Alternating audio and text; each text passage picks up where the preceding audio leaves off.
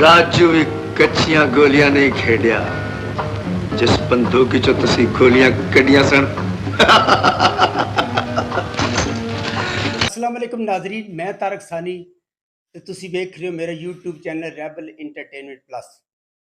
ਅੱਜ ਹਸਵੇ ਮਾਮੂਲ ਸੁਲਤਾਨ ਰਾਏ ਦੀ ਇੱਕ ਜ਼ਬਰਦਸਤ ਫਿਲਮ ਲੈ ਕੇ ਤੁਹਾਡੀ ਖਿਦਮਤ ਵਿੱਚ ਹਾਜ਼ਰ ਹੋ ਰਹੇ ਹਾਂ।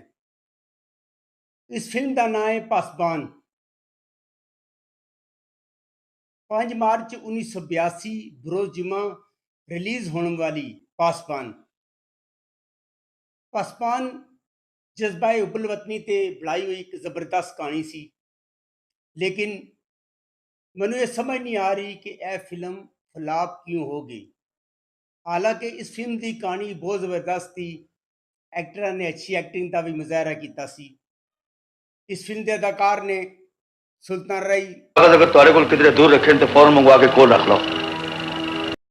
नजमा मेहरबान है मगर मेरे वतन से गद्दारी करना चाहता है। मुस्तफ़ा कुरैशी, ये सुनेगा तो तुमको हम पर तरस आए। आसिफ खान, ये तो नाइंसाफी और उसका अंजाम। गुलाम मोहिउद्दीन, बलूचिस्तान जुल्म और इंसाफी चकोरी, क्लब का मालिक, लेकिन वो तो कवि, हो मुझसे वो जंजीर कट जाए। अदीब, हमारा बेटा जो सामने खड़ा है। नजमा महबूब, खुदा एक, रसूल एक, कुरान एक, तो फिर तुम एक क्यों नहीं?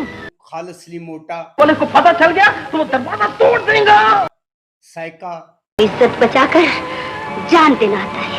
जहर शाह, मेरे भाई के कातिल को ते सीमा बेगम। क्या क़यामत आ गया है खुशहाल, ये क्या क़यामत आ गया। हदायत इकबाल यूसुफ, मौसीकी नज़ीर अली, फिल्म साज कवि खान ते मुसन्निफ रशीद साजिद। नाज़रीन, इस फिल्म ਵਿੱਚ ਅਦਾਕਾਰ ਸੁਲਤਾਨ ਰਾਈ ਨੇ ਇੱਕ ਪੰਜਾਬੀ ਦਾ ਰੋਲ ਕੀਤਾ ਹੈ ਤੇ ਉਹਦਾ ਨਾਮ ਰਾਜੂ ਹੁੰਦਾ ਹੈ। ਮੁਸਤਫਾ ਕੁਰੈਸ਼ੀ ਨੇ ਇਸ ਫਿਲਮ ਦੇ ਅੰਦਰ ਸਿੰਧੀ ਦਾ ਰੋਲ ਕੀਤਾ ਹੈ ਤੇ ਉਸ ਦਾ ਨਾਮ ਆਸ਼ੂ ਹੁੰਦਾ ਹੈ। ਇਸੇ ਤਰ੍ਹਾਂ ਆਸਿਫ ਖਾਨ ਨੇ ਇਸ ਫਿਲਮ ਦੇ ਅੰਦਰ ਇੱਕ ਪਠਾਨ ਦਾ ਰੋਲ ਕੀਤਾ ਹੈ ਤੇ ਉਹਦਾ ਨਾਮ ਖੁਸ਼ਹਾਲ ਖਾਨ ਹੁੰਦਾ ਹੈ। ਤੇ ਗੁਲਾਮ ਮੁਹਿਉद्दीन ਨੇ ਇਸ ਫਿਲਮ ਦੇ ਅੰਦਰ ਇੱਕ ਬਲੋਚੀ ਦਾ ਰੋਲ ਕੀਤਾ ਹੈ ਜਿਸ ਦਾ ਨਾਮ ਰਹੀਮ ਹੁੰਦਾ ਹੈ। ਹੁਣ ਕਰੈਕਟਰ ਤੋਂ ਹੀ ਤੁਹਾਨੂੰ ਪਤਾ ਚੱਲ ਗਿਆ ਹੋਵੇਗਾ ਕਿ ਇਹ ਫਿਲਮ ਜਜ਼ਬਾ ਹੁਬਲ ਵਤਨੀ ਤੇ ਬਣਾਈ ਗਈ ਸੀ। ਬਦਕਿਸਮਤੀ ਨਾਲ ਇਹ ਫਿਲਮ ਫਲਾਪ ਹੋ ਗਈ। चौधरी साहब जादू ते मौजे रहन या ना रहन, पर इन्ना जरूर याद रखना कि गरीबां लई रहमत खुदा दी क़यामत तक रहे। हालांकि चकोरी, कवि, अदीब, नजमा महबूब सब ने बहुत ही शानदार काम किया।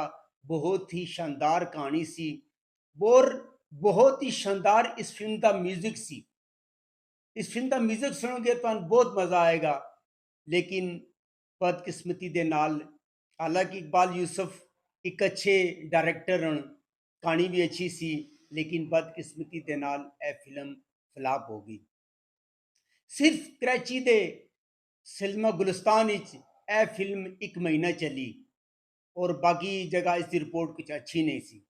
अगर तुहानू मेरी मालूमात अच्छी लगी होवे, मेरे चैनल नू लाइक करो, सब्सक्राइब करो ते शेयर करो। तुहाडा बहुत शुक्रिया।